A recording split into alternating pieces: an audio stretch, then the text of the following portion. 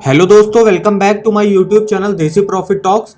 और आज हम बात करने वाले हैं कि अगर आप 15 लाख का 1 BHK फ्लैट खरीदने के लिए HDFC बैंक से होम लोन लेना चाह रहे हो तो आपको HDFC बैंक से क्या इंटरेस्ट रेट देना पड़ेगा, आपको क्या आपको प्रोसेसिंग फीस यहाँ पे लगेगी, क्या एलिजिबिलिटी चाहिए होंगे और क्या क्या डॉक्यूमेंट्स रिक्वायर होंगे और आपकी मंथली EMI कितनी बनेगी। तो इन सब की बात करेंगे आज हम इस वीडियो में।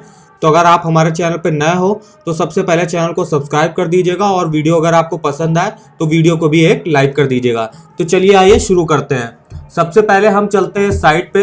इसका नाम है देसी loan all banks loan offer. यहाँ पे आपको सारे ही बैंकों के home loan, personal loan, car loan, two wheeler loan से रिलेटेड इंपॉर्टेंट लिंक्स मिल जाएंगे। हर बैंक का आपको यहाँ पे लिंक मिलेगा। तो जैसे मुझे चेक करना है HDFC बैंक होम लोन, तो मैं इस लिंक पे गया। यहाँ पे देखिएगा आपको काफ़ी सारे लिंक मिल जाएंगे। रीड मोर पे आप क्लिक करिएगा, आप अप्लाई पे आप देख सकते हो कि अगर आपको इंटरेस्ट रेट देखना है आप यहाँ से डायरेक्ट देख सकते हो। EMI कैलकुलेट करना आप यहाँ से देख सकते हो। कुछ आपके HDFC बैंक से होम रिलेटेड क्वेश्चन है, होम लोन रिलेटेड, तो आप यहाँ से पढ़ सकते हो। और उसके बाद अगर आपको क्या आपकी एलिजिबिलिटी चाहिए, क्या क्या डॉक्यूमेंट्स रिक्वायर होंगे, कोई नियरेस्ट HDFC बैंक ब्रांचेस आपको ढूंढनी है, तो यहाँ पे सारे इंपॉर्टेंट लिंक्स आपको दिए गए हैं। तो इस साइट का लिंक वीडियो के डिस्क्रिप्शन में दिया हुआ है, एक बार यहाँ से चेकआउट करना मत भूलिएगा। अब हम लोग चलते हैं, देख लेते हैं क्या क्या इंटरेस्ट रेट चल रहा है इस समय HDFC बैंक में और कौन कौन सी स्कीमें चल रही हैं। तो सबसे पहले हम चलते हैं साइट पे। यहाँ पे आपको जो HDFC बैंक में होम लोन में इंटरेस्ट चल रहा है तो वो स्टार्टिंग हो रही है 6.70% से स्टार्टिंग हो रही है। यहाँ पे आपका सिविल स्कोर जो है 750 के ऊपर रहना चाहिए। अगर 750 के अगर आपका ऊपर है तो आपको 6.70% पर भी बैंक होम लोन प्रोवाइड कर देगी। नहीं तो अगर आपका सिविल स्कोर थोड़ा सा डाउन है तो आपको थोड़े से ज़्यादा इंटरेस्ट रेट पर बैंक लोन प्रोवाइड करेगी। फिर यहाँ पे जो नीचे चलते हैं, यहाँ पे देख लेते हैं इंटरेस्ट रेट 6.70 से 7.30% तक है। प्रोसेसिंग फीस जो रेंज है आपकी 3,000 से 5,000 तक की लग जाएगी। लोन अमाउंट है आपका यहाँ पे 5 लाख से 10 करोड़ तक का आपको यहाँ पे लोन मिल सकता है। और लोन टेन्योर रेंज है वो आपको 1 साल से 30 साल के लिए यहाँ पे लोन मिल सकता है। अब हम लोग नीचे चलते हैं तो यहाँ पे आप देखिएगा जो स्कीमें चल रही हैं होम लोन रिलेटेड की HDFC में, तो कौन कौन सी स्कीमें हैं, उनके हिसाब से आपका कैसा इंटरेस्ट रेट देना पड़ सकता है। तो HDFC होम लोन ले रहा हो तो यहाँ पे 6.70% से स्टार्टिंग है। फिर HDFC रूरल हाउसिंग लोन है, जो आपके रूरल एरियाज में आप अगर मान लीजिए कोई ले रहे हो तो वहाँ पे आपको इंटरेस्ट रेट 6.95 टू 8.75% तक का यहाँ पे इंटरेस्ट रेट देना पड़ सकता है। उसके बाद HDFC होम इम्प्रूव के लिए आपको 6.75 टू 8% तक यहाँ पे देना पड़ सकता है। होम एक्सटेंशन लोन भी आपको मिल रहा है 6.75 टू 8%। मान लीजिए आपको घर का सिर्फ फर्स्ट फ्लोर बना हुआ, आपको सेकंड फ्लोर बनवाना है तो आप यहाँ से HDFC होम एक्सटेंशन लोन यहाँ पे ले सकते हो। उसके बाद HDFC होम लोन टॉपअप है, आपको 8.30 से 8.80% पर इंटरेस्ट रेट मिल रहा है।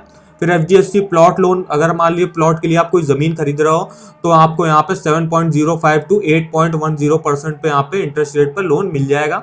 उसके बाद HDFC home loan balance transfer आपको 6.75 टू 8% है। HDFC NRI होम लोन है, जो NRI मैन होते हैं उनके लिए आपको यहाँ पे 6.75 टू 8% पे आप इंटरेस्ट रेट दे रही है।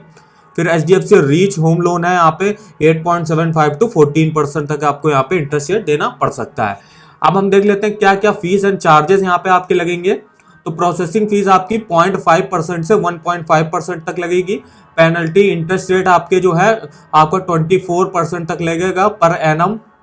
उसके बाद प्री पेमेंट या फोरक्लोजर चार्जेस आपको 0% से 2% तक के लिए देने पड़ सकते हैं। चेक डिसऑनर चार्जेस आपके 200 रुपये लगेंगे। उसके बाद PDC स्वैप चार्जेस आपके 200 रुपये लगेंगे।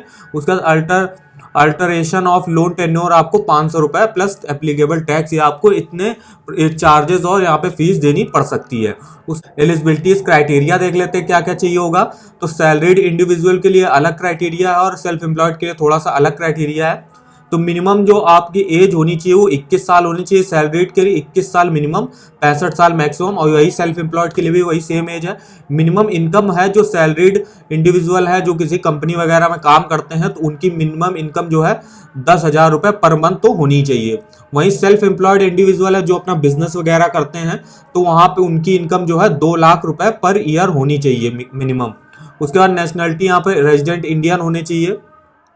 अब यहाँ पे कुछ स्कीमें दी हुई है। स्कीमों में क्या क्या क्या एलिजिबिलिटी चाहिए होगी वो यहाँ पे दिया हुआ है यहाँ पे। तो HDFC होम लोन है, HDFC प्लॉट लोन है, रूरल हाउसिंग लोन है, रीच लोन है, होम इम्प्रूवमेंट लोन है, HDFC होम एक्सटेंशन लोन है। फिर अब वो नीचे चलते हैं तो यहाँ पे आपको डॉक्यूमेंट्स, अब हम देख लेते हैं क्या क्या डॉक्यूमेंट्स आपको इंपॉर्टेंट होंगे, यहाँ पे रिक्वायर होंगे। तो सबसे पहले देख लेते हैं फॉर सैलरीड इंडिविजुअल के लिए क्या क्या अप्लाई होंगे यहाँ पे डॉक्यूमेंट। तो आपको यहाँ पे इनकम प्रूफ दिखाने के लिए अपनी लेटेस्ट 3 मंथ की सैलरी स्लिप देनी होगी। जो जिस भी कंपनी वगैरह में आप काम करते हो वहाँ पे जो आपको मंथली इनकम मिलती है तो वो आपको यहाँ पे 3 मंथ की यहाँ पे दिखानी पड़ेगी। लास्ट 6 मंथ का बैंक स्टेटमेंट दिखाना पड़ेगा जिसमें भी आपकी सैलरी क्रेडिट होती होगी। फिर लेटेस्ट फॉर्म 16 दिखाना पड़ेगा, जो जिस कंपनी में आप काम करते हो वहाँ से मिल जाएगा फॉर्म 16, और इनकम टैक्स रिटर्न आपको दिखाना पड़ेगा जो आप भरते हो। उसके बाद अदर डॉक्यूमेंट्स में यहाँ पे एम्प्लॉयमेंट डिटेल दिखानी पड़ेगी आपको कि आप जिस कंपनी में काम कर रहे हो तो आपका एम्प्लॉयमेंट कार्ड वार्ड होता है उसका। प्रूफ ऑफ ओन कंट्रीब्यूशन दिखाना पड़ेगा। लास्ट 6 मंथ बैंक स्टेटमेंट दिखानी पड़ेगी। अगर आप कोई पहले से भी लोन लिए हुए हो तो आपको लास्ट 6 मंथ की यहाँ पे बैंक स्टेटमेंट दिखानी पड़ेगी। फिर योर एंड और को applicant passport size photograph with signature, यहाँ पे आपका और आपका कोई एक को एप्लीकेंट होगा तो उसके भी आपको यहाँ पे passport size photo plus signature की जरूरत होगी। उसके बाद यहाँ पे आपको एक चेक देनी होगी प्रोसेसिंग फीस की, जो आपको HDFC बैंक के थ्रू देनी होगी। अब यहाँ पे देख लेते हैं सेल्फ एम्प्लॉयड इंडिविजुअल के लिए क्या क्या चाहिए होंगे। तो यहाँ पे इनकम प्रूफ के लिए आपको इनकम टैक्स रिटर्न दिखाना पड़ेगा लास्ट 3 ईयर का अपना। उसके बाद बैलेंस शीट दिखानी पड़ेगी, profit and loss account statement दिखाना पड़ेगा लास्ट 3 ईयर्स का अपना। उसके बाद लास्ट 6 ईयर का करंट अकाउंट स्टेटमेंट आपको यहाँ पे दिखाना पड़ेगा। ये इनकम प्रूफ के लिए आपको सेल्फ एम्प्लॉयड जो इंडिविजुअल है उनको दिखाने पड़ेंगे इनकम प्रूफ। अदर डॉक्यूमेंट्स के लिए क्या दिखाना पड़ेगा, बिजनेस प्रोफाइल दिखाना पड़ेगा कि आप क्या बिजनेस कर रहे हो। जैसे आपकी कोई शॉप है तो आप यहाँ पे दिखा सकते हो शॉप के। फॉर्म 26 AS दिखाना पड़ेगा। Proof of own contribution, partnership deed अगर है कोई, डिटेल्स ऑफ योर और योर बिजनेस, अगर detail of your and your businesses दिखाना। उसके बाद यू एंड योर को applicant passport size photo with signature यहाँ पे दिखाना पड़ेगा। उसके बाद एक चेक ऑफ प्रोसेसिंग फीस जो होगी आप देना होगा, तो आप HDFC बैंक के नाम पे यहाँ पे अपना प्रोसेसिंग फीस आप दोगे। तो ये डॉक्यूमेंट्स इंपॉर्टेंट रिक्वायर होंगे। अब यहाँ से कुछ कॉमन डॉक्यूमेंट्स होंगे जो रिक्वायर होंगे दोनों के लिए। वो proof of identity and address proof, यहाँ पे आप Aadhaar card, voter ID card, passport, driving licence में से कोई भी दे सकते हो। फिर प्रॉपर्टी रिलेटेड डॉक्यूमेंट्स भी आपको यहाँ पे देने पड़ेंगे।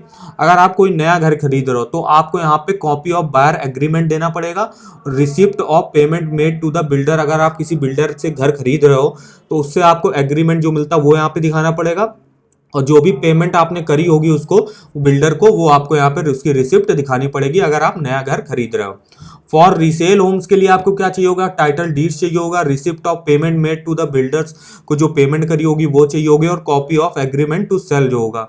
उसके बाद आपको अगर आप होम कंस्ट्रक्शन करा रहे हो अपना, मतलब घर अपना रिनोवेशन करवा रहे हो, फिर से बनवा रहे हो, तो यहाँ पे आपको टाइटल डीड ऑफ प्लॉट देना पड़ेगा। Proof of no encumbrance of the property देना पड़ेगा। उसके बाद कंस्ट्रक्शन एस्टीमेट देना पड़ेगा, जो आप आर्किटेक्ट आपका घर बनाएगा तो उस पर आपको यहाँ पे कंस्ट्रक्शन के लिए जो भी एस्टीमेट बनेगा तो वो आपको यहाँ पे डॉक्यूमेंट दिखाना पड़ेगा। तो ये कुछ इंपॉर्टेंट डॉक्यूमेंट्स होगा जो आपको यहाँ पे दिखाने पड़ेंगे।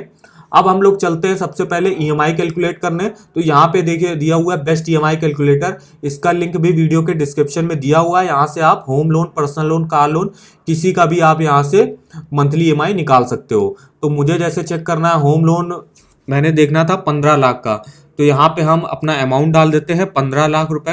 इंटरेस्ट रेट अभी हमने देखा है यहाँ पे जो स्टार्टिंग हो रही 6.70% से हो रही, तो मैंने मान लिया 6.70% पर ही हमको मिल जाएगा, तो 6.70% पर डाली।